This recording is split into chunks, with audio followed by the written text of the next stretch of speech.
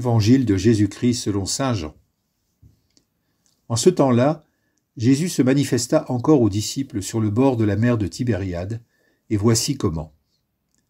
Il y avait là, ensemble, Simon-Pierre, avec Thomas, appelé Didyme, c'est-à-dire jumeau, Nathanaël, de Cana de Galilée, les fils de Zébédée et 2 autres de ses disciples.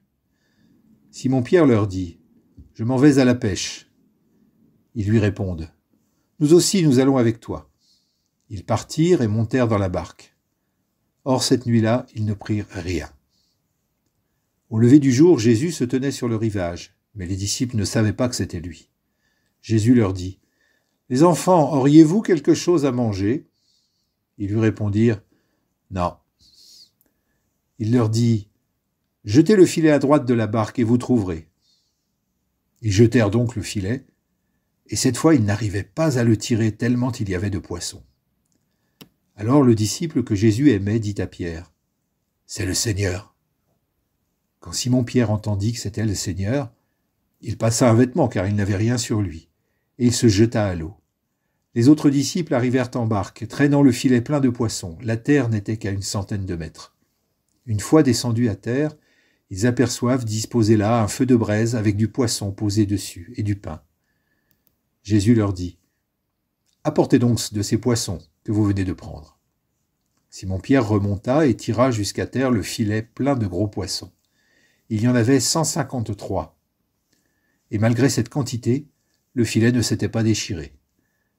Jésus leur dit alors : « Venez manger. » Aucun des disciples n'osait lui demander : « Qui es-tu » Il savait que c'était le Seigneur. Jésus s'approche, il prend le pain et le leur donne, et de même pour le poisson. C'était la 3e fois que Jésus, ressuscité d'entre les morts, se manifestait aux disciples.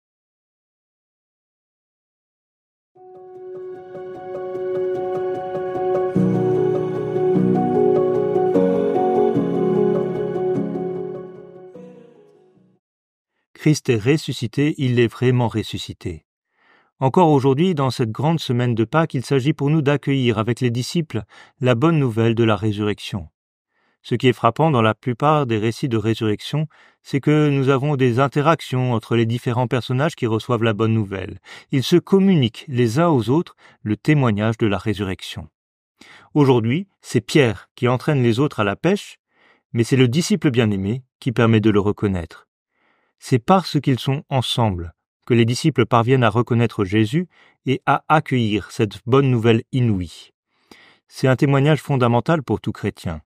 C'est les uns avec les autres, les uns par les autres, que nous sommes capables de laisser cheminer entre nous et en nous cette nouvelle qui vient transformer nos vies.